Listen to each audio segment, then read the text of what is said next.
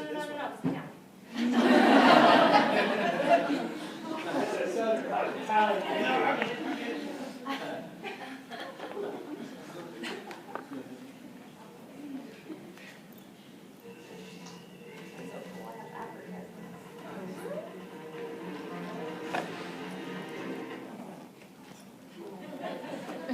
My name is Macaile, and I have chosen to speak my silence. For the majority of my life, I've carried around a pretty heavy backpack. You see, from the time that I was 2 until just before I was 6, I was molested by my neighbors. From the time that I was 2 until just before I was 6, I was molested by my neighbors. For the past 18 years, I have felt alone, ashamed, and as though revealing what happened to me would make me weak. But by becoming a part of Speak Your Silence, I've learned that sharing my story has done just the opposite.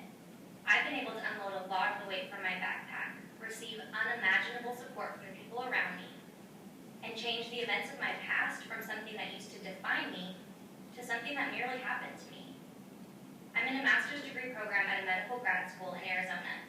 I've recently launched a healthy living blog at takeyourheart.com, and I am living, breathing proof that we're not defined by the events that happen to us, but rather how we react to those events. Starting in November 2012, I'm launching a campaign. I'm calling it Change for Change, and I'm going to start it around my school's campus. I'm going to talk to my peers and my professors and explain to them what Speak Your Silence is, and hope that by sparking a conversation about collecting loose change, we can create a change that no dollar amount could ever match. 100% of the proceeds are going to go to providing free counseling to people that have been affected by sexual abuse, along with a free journal.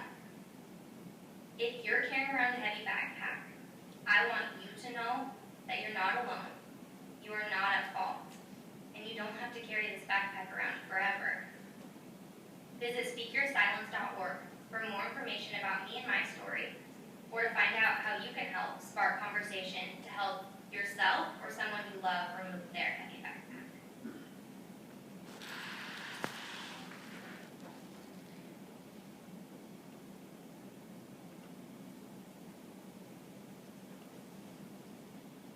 Okay, so I'm Macaile. I appreciate you guys for taking a chance to listen to what I have to say and giving me a little bit of your time.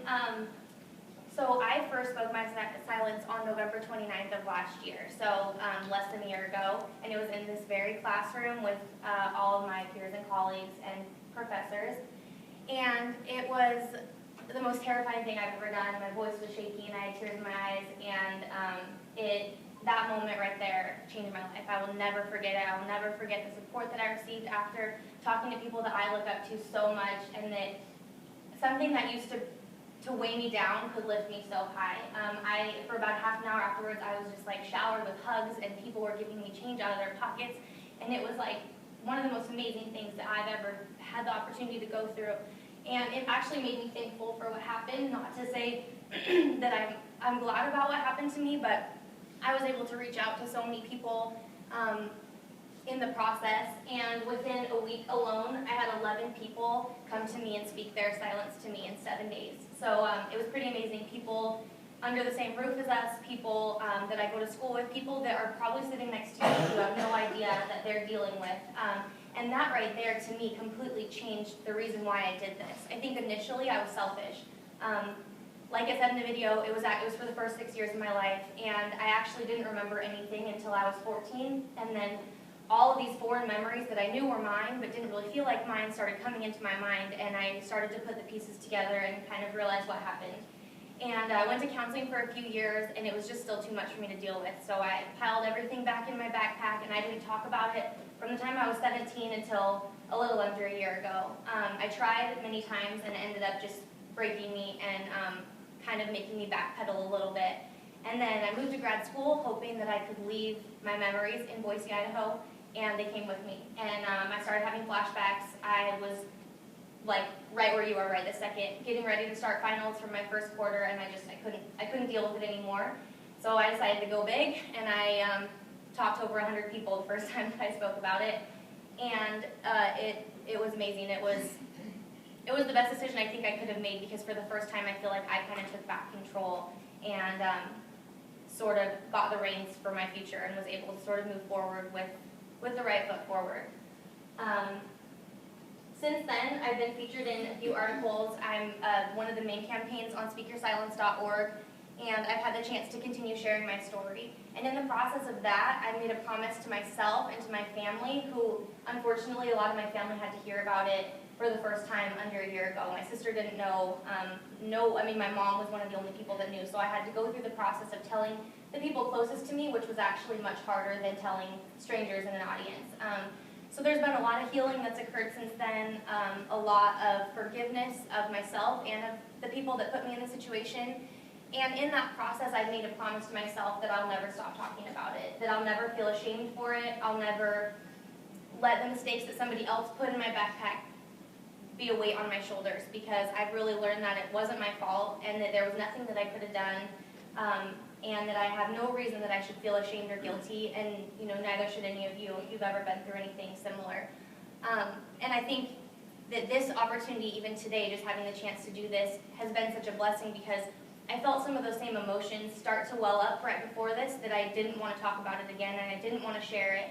And I think that the more often that we're able to talk about it, and that I'm able to do so kind of nonchalantly, like I'm practicing it in conversation, I'm practicing it being something that I don't have to feel like I have to have this huge build-up for, that it's just something that happened, and it's in my past, and it's over now. And that's been the reason that I've really decided to keep talking.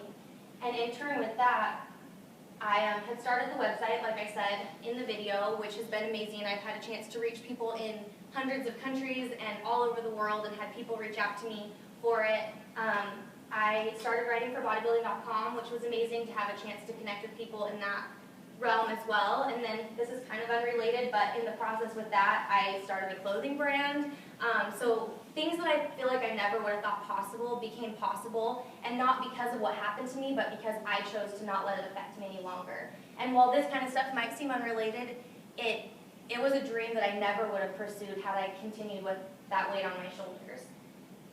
After that, I became a contributing writer for a website called Rebel Society, which has been amazing because I love to write, and I've always loved to write, but for years I silenced that creative spark because all it did was elicit emotions within me that I didn't want to feel, and it elicited memories and made me start having flashbacks, and so I pushed it down, and ever since I first opened up, my writing's been on fire. I can't stop writing because I have so many things that I want to share that I was trying so hard to mask before. And so that's been one of the most rewarding, amazing things that could happen, is that I finally have a chance to connect with people through my writing because I'm no longer scared of the words that live inside of me.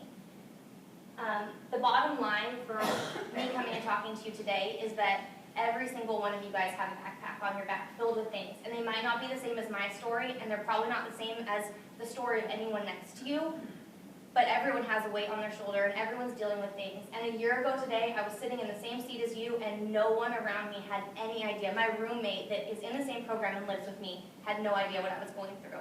So people are good at it. We kind of put on a show, and we feel like we have to put up this facade, or we can't be real with each other. And all I learned from this whole situation was how cared about I was by all the people that are around us right now, and all the support that I received, and that there's a lot of people that were around me that were dealing with things that I had no idea about either. So my message to you guys is to not only give yourself a break, but give the people around you a break too, because we have no idea what anyone's going through, and to just maybe be a shoulder someone can lean on, or somebody that you can talk to, or that you can be someone that someone can talk to maybe unload some of the contents of their backpack. Because that's the bottom line, is that we've all got them, and it's up to you whether or not you choose to carry that weight on your shoulders, or just kind of let it out and realize that it's not something that you have to go through the rest of your life dealing with. So I really appreciate you guys for listening. I think that along the lines of just my story in particular, sexual abuse is awkward to talk about. It's not something that you can just, hey, I'm Macaile, I was molested when I was little. I mean, it took me a long time to even be able to say those words out loud, let alone be able to just bring it up in normal conversation. And it was something that I had struggled in relationships with because no one I've dated has ever known. I struggled when the word would get brought up, it would make me anxious. If I saw news articles about it, I didn't want to talk about it. We see these things all the time, and unfortunately it happens so much more often than we'd like to really believe. The 1 in 4 girls and 1 in 6 boys are what's reported. My story is not reported. Any of the 11 people that spoke to me last year, their stories aren't reported. So, you know, the impact that this has is huge, and it's more just being okay with talking about it and learning that it's something that shouldn't have such a heavy stigma tied to it, and that conversation really is the answer, because the more people that talk about it and the more people that are aware of it and the more people that support the cause, the less it's going to happen. So that's mainly my message to you today, is just that the conversation really is the answer.